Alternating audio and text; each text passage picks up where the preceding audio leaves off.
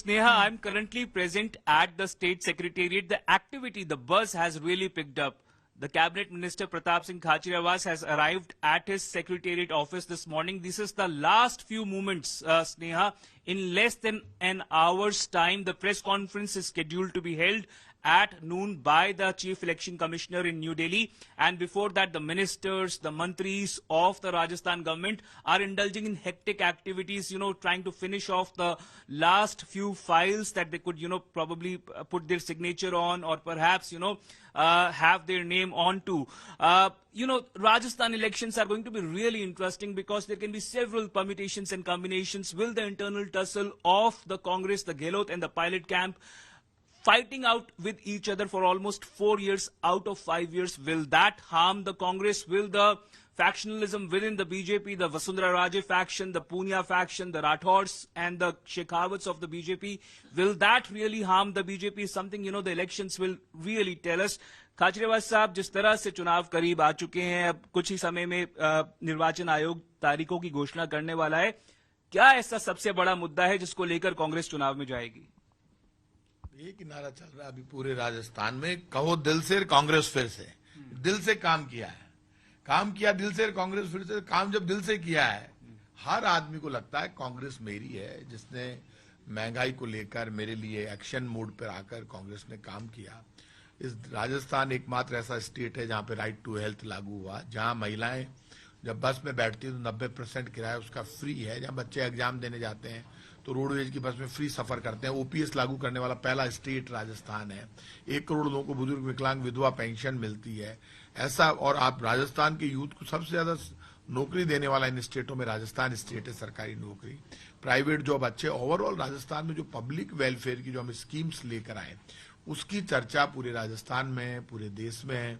BJP बड़ा जोश खरोश के साथ खुद की एक भी उपलब्धि अपना काम नहीं बताती है। सर, आपने राइट टू हेल्थ से लेकर कई अपनी योजनाओं का नाम गिनवा दिया, पर 4 साल तक तो ये नहीं था कि कांग्रेस फिर से एक बार दिल से, 4 साल तक तो गहलोत कैंप, पायलट कैंप में आपस में ही लड़ाई चलती रही। सर, क्या उसका खामियाजा भुगतेगी कांग्रेस? देखिए, ये जो आप कहते हैं कांग्रेस हो या बीजेपी, पॉलिटिकल कंपटीशन अपनी जगह चलता है और पॉलिटिकल कंपटीशन तो चलता रहेगा। ये पॉलिटिकल कंपटीशन तो बीजेपी में भी है, कांग्रेस में भी है, लेकिन जब चुनाव आ जाते हैं तब अपनी पार्टी के लिए सब काम करते हैं, क्योंकि जब पार्टी है तो लीडर है, तो सब इकट्ठे होकर एक होकर काम कर रहे हैं और कोई कमी नहीं है। कांग्रेस की वर्किंग अच्छी है, कांग्रेस की सोच अच्छी है। पर एक बहुत बड़ा चैलेंज आपके सामने है पिछले करीब 25 साल का रिवाज तोड़ने का, कि जो कांग्रेस सत्ता में रहते हुए अपने आप को कभी रिपीट नहीं कर पाई है। नहीं, चैलेंज बिल्कुल स्वीकार है ना। चैलेंज कांग्रेस रिपीट कर रही है। कांग्रेस 100% विन करेगी। जनता का समर्थन है, जनता का आशीर्वाद है और सुदर्शन चक्र वाले का आशीर्वाद है, इसलिए जीत हमारी। सर, मैंने 2013 का चुनाव कवर किया है, 2018 का भी किया है। दोनों बार एक फेज में चुनाव हुआ था और कांग्रेस ने अपने मुख्यमंत्री पद का किसी का व्यक्ति का नाम डिक्लेयर नहीं किया था, पर बीजेपी ने किया था, वसुंधरा राजे का। इस बार वो भी नहीं कर रहे हैं, तो क्या लगता है कि खेमेबाजी दोनों तरफ है इस बार? नहीं, राजनीति में तो चाहे बीजेपी हो या कांग्रेस हो, राजनीति कोई बहुत भलाई का काम तो है नहीं। जिसमें दमखम होगा वो राज करेगा।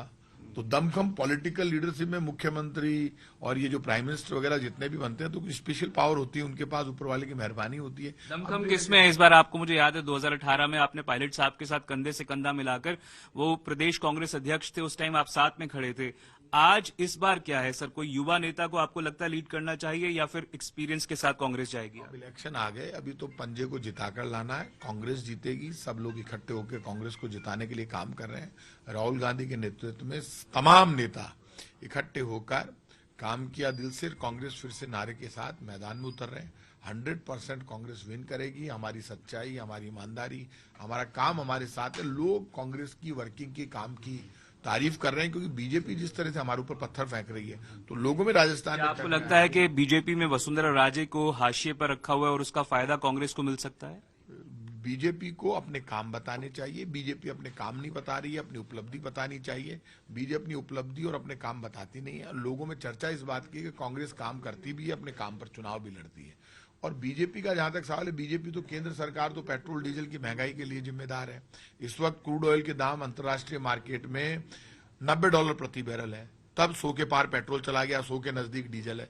और जब मनमोहन सिंह जी की सरकार थी तब $138 प्रति बैरल क्रूड ऑयल के दाम थे, लेकिन पेट्रोल 100 के 70 के नीचे था और डीजल भी 70 के नीचे था। Well, so clearly, Sneha, the cabinet minister Pratap Singh Khachria was trying to sound really confident, but it's going to be a tough, possibly a very close fight in Rajasthan, because remember, in the last 25 years, the Congress has never managed to retain the power in Rajasthan while being in government. Will the Congress be able to do it this time around, or will the BJP be triumphant? Is something which can be really interesting in Rajasthan politics.